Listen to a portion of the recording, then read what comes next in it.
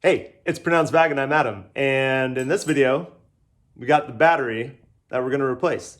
I did a few too many shenanigans with the OBD11 and guess what? I left the lights on, killed the battery. What's super cool about this is that you can do this with everything here in my hand. I have a 10mm open wrench, ratchet, and an extension with a 13mm socket. So it's super quick and easy, and there's nothing about the electronics that should scare you like it did me. And I was trying to find a place to go and do this, but had some friends basically tell me, just go buy a battery and take the old one out, put the new one in.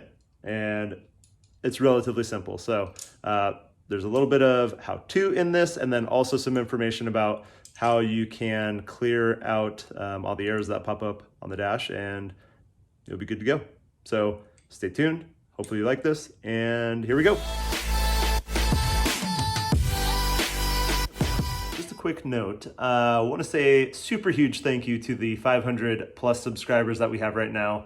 I set a personal goal for myself once we pass that mark to try and hit 1,000 by the end of the year. So if you're one of the like 90% of viewers that we have that are not subscribed to our channel, consider clicking subscribe to see super awesome stuff about this Golf R and my brother-in-law Jeremy's Audi S5. All right, so step number one is just to open up the battery cover, and we're going to use the 10mm to loosen up the nut on the negative battery terminal,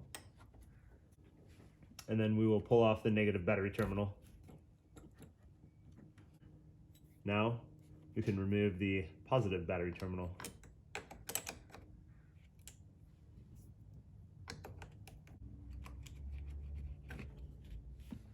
All right, so now I'm just gonna grab this, use a little shop towel to kind of keep this up out of the way, and we're gonna take the sleeve, the insulated cover jacket off of the battery.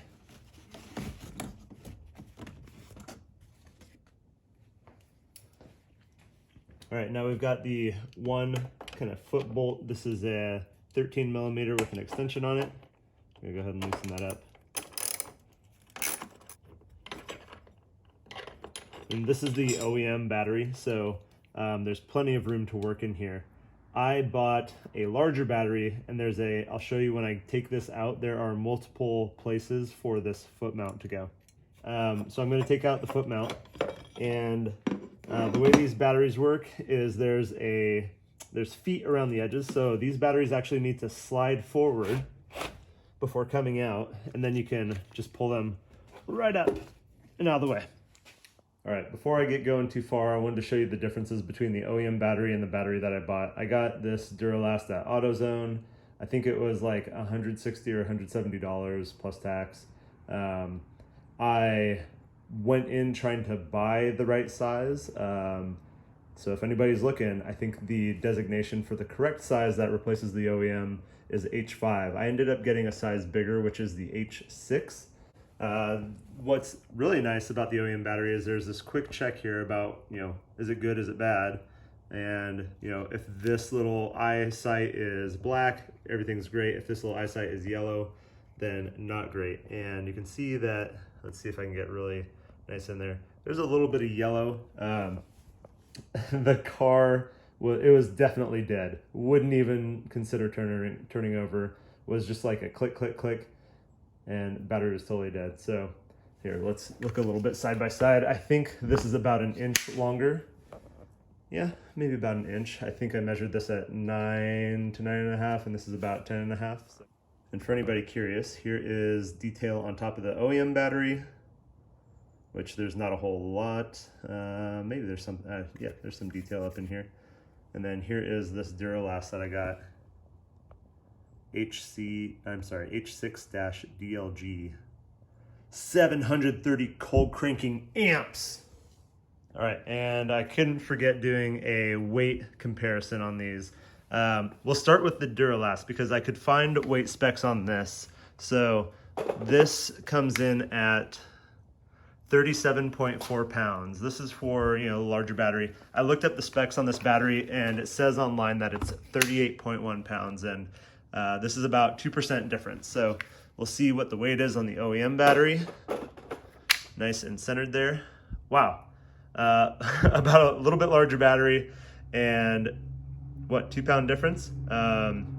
If anybody has what the specs of this one is supposed to be, you know, this is now 39.8. So, hey, look, I thought I was gonna be ending up heavier, and I'm actually saving 2 pounds. Man, maybe if you got the same size battery in the Duralast, you'd save maybe 4 or 5 pounds. I just went through and cleaned everything up with the shop vac, and just wanted to show you real quick these different mounting points. For the OEM battery, this was the mounting position right here. It looks like you can actually fit a smaller battery and fortunately a bigger battery, since I did buy a larger battery. But now here you can see where the battery needs to sit down into the tray and slide back under this area here so that the feet can help secure it in place. Then you put the mounting point in the front and holds it in tight. All right, so I'm setting this battery in toward the front so I can slide it back. See if we can get the back set in here. Okay, sweet. Yep, we've got it set in nice. Just slide it back. Perfect. It's locked in place. All right, so this bracket finds its way down in here. Sweet. Just kind of fell right into place, and we line almost right up with that bolt hole. So we'll get that aligned and get that tightened down. I don't know that there's a spec on here, but it wasn't very tight when I was getting everything undone, so I'm just gonna go with what seems about right. So not crazy tight. And, oh yeah, there's no way that battery's coming out of there. All right, so we're gonna hook up the positive terminal here first. Oh man, I've just realized there's installation instructions on here. Let's see what it says. Look at these itty bitty installation instructions. Step-by-step how-to guide. That's awesome. If anybody sees it, it's so tiny. I mean, it is yellow. How can you miss that? And then when we are reinstalling our battery, we connect the positive battery terminal first, because that's what all the experts I watched say, you know, send out those positive vibes first. So we're just gonna tighten this guy down to a reasonable tightness. That feels good to all of us. Ideally, I would really like to be able to put this cover back on, so I think I'm going to trim out this little side piece here just to help keep debris off of it, keep it as a protective cover. Now, I'm going to move over to this negative battery terminal, and we're going to be alive. Woo, we're hot. All right, here we are. We're putting on negative terminal. Tighten her up. Awesome. Battery is in. Okay, here we are. First startup. I'm going to put my foot on the brake and see if it starts.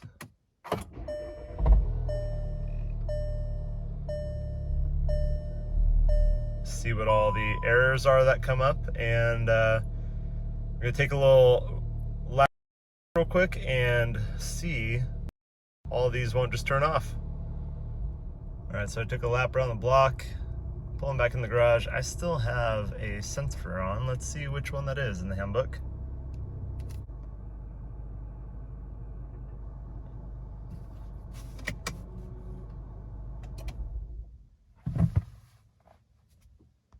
All right, so I've got the car just turned off. I'm going to turn the accessory on, no foot on the brake, see what comes up here. All right, and now I'm going to put my foot on the brake and start the car.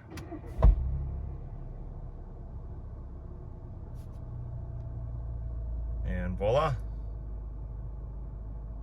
we're all good. Just a few settings to check now. See now if we have Park Pilot available. And indeed we do. Let's move back just a hair. Yep, I see that is starting. We'll go back forward. Oh my goodness, be quiet. There we go. Everything is back in working order. So now everything's installed. You can obviously see that I don't have this insulated jacket on it. I would ideally like to keep that on, but obviously I bought a little bit bigger size battery, so it didn't fit. So I'm gonna keep it off. We'll see how things go. Things don't get crazy cold here, plus I park in a garage, so Only problem, or only times I might have some either heat or some sort of temperature issues is when I'm skiing at the mountain. So I just want to show you real quick. I hacked a little modification on these covers so that I can at least keep a little bit of clean on here. It don't fit perfectly. Let's see, there's the cut on this side. Don't fit perfectly, but it makes me happy to have them somewhat covered. So here's where I cut here. There's the nut that is hitting right up on this piece here. So it sits up a little higher. And then same thing with the back. This one actually comes up quite a bit. So I'm happy enough to have that on there as some sort of protector, and even just a cover in case like I drop a tool and I'm all of a sudden not gonna arc my battery. So I'm happy to have that on there.